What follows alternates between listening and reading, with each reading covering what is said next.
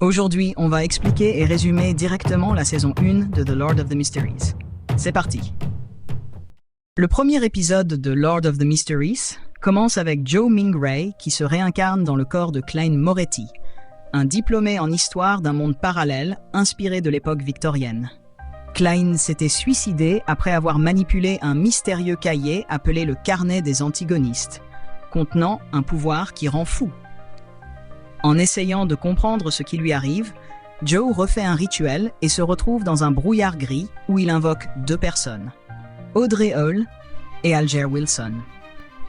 Il se fait alors passer pour une entité divine afin d'obtenir des informations sur ce monde et sur les transcendants, des humains ayant acquis des pouvoirs surnaturels. Peu après, il est confronté à des agents de l'église de la déesse de la nuit éternelle qui enquêtent sur la disparition du carnet maudit. Il découvre que Cline n'est pas un menteur et lui propose de les aider à le retrouver. L'épisode 2 s'ouvre sur Cline rejoignant les chasseurs de nuit, une branche secrète de l'église. Sous la couverture d'une société appelée Compagnie de sécurité Épine Noire, il apprend de Don Smith que les transcendantes peuvent sombrer dans la folie s'ils ne maîtrisent pas les potions qui leur confèrent leur pouvoir. Avec l'aide d'Old Neil, Cline découvre les journaux de l'empereur Roselle, un autre voyageur d'un autre monde. Il décide de suivre la voie du devin, boit la potion et devient un transcendant de séquence 9, développant des capacités spirituelles telles que la divination et la perception des esprits. Peu après, Leonard Mitchell l'emmène sur une enquête de kidnapping. Ensemble, ils affrontent des ravisseurs ayant perdu la raison, transformés en monstres. Leonard les neutralise et Cline découvre ensuite, grâce à une vision, que le carnet des Antigones se trouve peut-être à proximité du lieu du crime. L'épisode 3 commence avec Don et Leonard interrogeant un membre de la compagnie Épine Noire qui suivait Cline. On découvre qu'il appartenait à une organisation illégale appelée l'Ordre Secret, un groupe occulte cherchant à récupérer le carnet des Antigones, un livre ancien capable d'octroyer des pouvoirs transcendants mais rendant fous ceux qui l'utilisent. Avant sa mort, le véritable Cline avait confié le carnet à Ray Bieber, descendant de la famille Antigone, persuadé qu'il pourrait restaurer la gloire de ses ancêtres en absorbant le pouvoir. Les chasseurs de nuit apprennent que Ray possède le carnet et décident de le retrouver. Cline tente de le localiser par divination, mais la puissance du carnet interrompt sa vision. Don décide alors d'utiliser un artefact scellé, un objet contenant un pouvoir dangereux.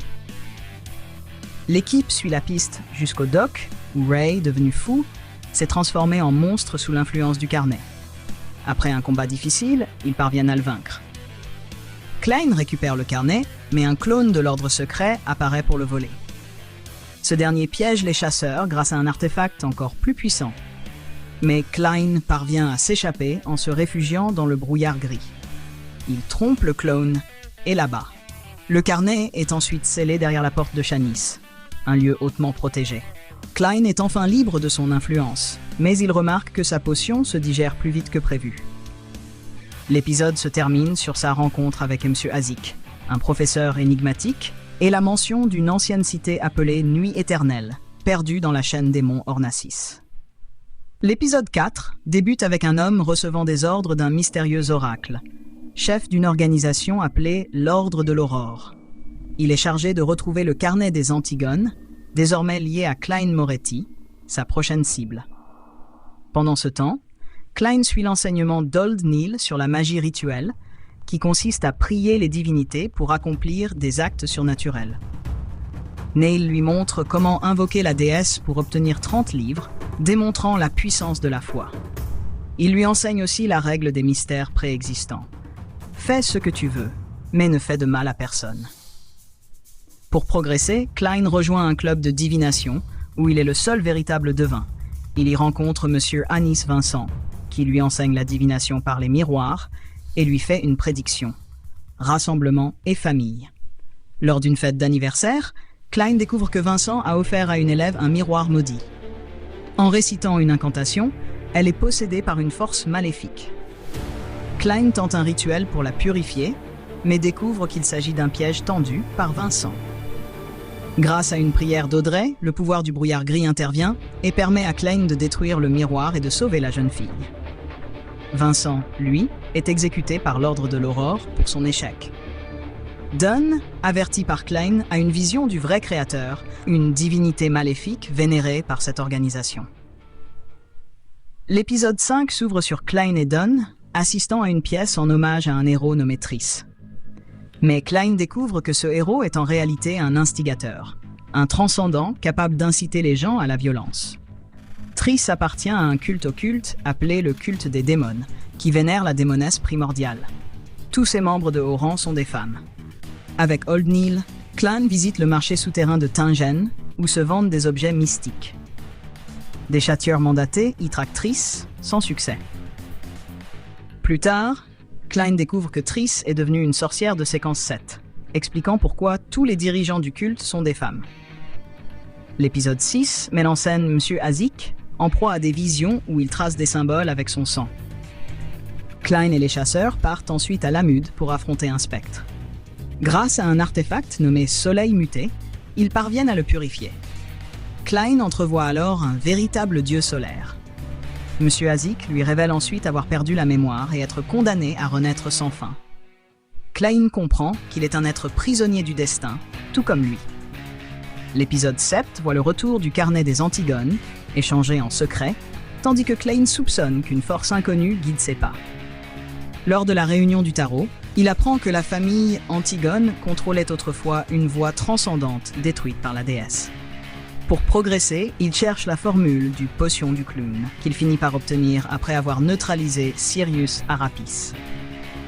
Il commence alors à soupçonner que tout ce qui lui arrive fait partie d'un plan orchestré par une entité supérieure. Dans l'épisode 8, Klein et Azik pêchent ensemble avant que Klein ne mette en œuvre un plan spirituel pour tester les réactions de l'Église. Il découvre ensuite des fragments du journal de Roselle évoquant d'anciens dieux destructeurs.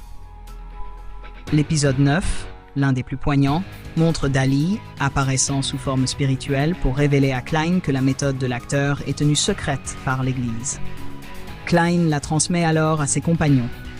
Mais leur réunion est interrompue par Kressmer, membre des Gants Rouges, qui l'autorise à devenir un clown de séquence 8.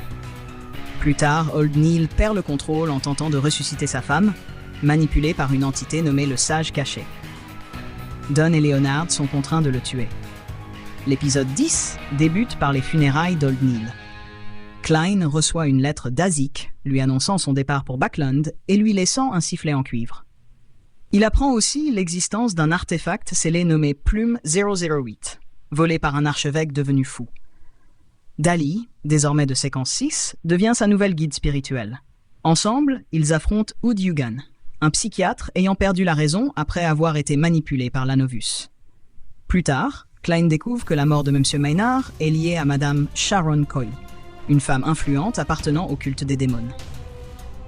Dans l'épisode 11, Sharon manipule les politiciens de Tingen grâce à des poupées et tente de dissimuler son crime.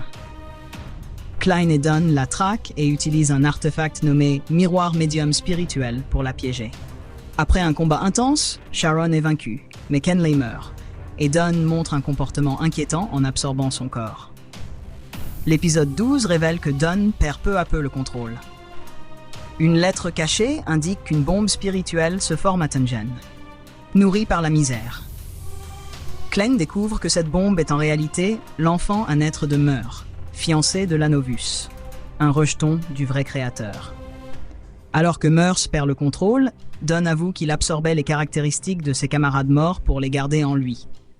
La situation dégénère en apocalypse. Meurs se transforme en monstre et donne naissance à l'abomination. L'épisode 13 conclut la saison avec le combat final contre Mégas, devenu un monstre prêt à enfanter l'enfant du vrai créateur. Klein, Leonard et Smith l'affrontent. Smith se sacrifie en utilisant les cendres de Sainte Selena pour sauver Tingen. Mais un homme nommé Angels, détenteur de la plume d'Alust, manipule tout depuis le début et devient un demi-dieu. Klein meurt, puis renaît dans le brouillard gris, comprenant qu'il est lié à une puissance divine inconnue. La saison s'achève alors qu'il quitte Tingen pour Backland sous une nouvelle identité, Sherlock Morarity, marquant le début d'une nouvelle ère. Et ainsi se termine notre explication complète de la saison 1 de The Lord of the Mysteries. Merci d'avoir regardé, n'oubliez pas de vous abonner, de liker la vidéo et d'activer la cloche pour ne rien manquer.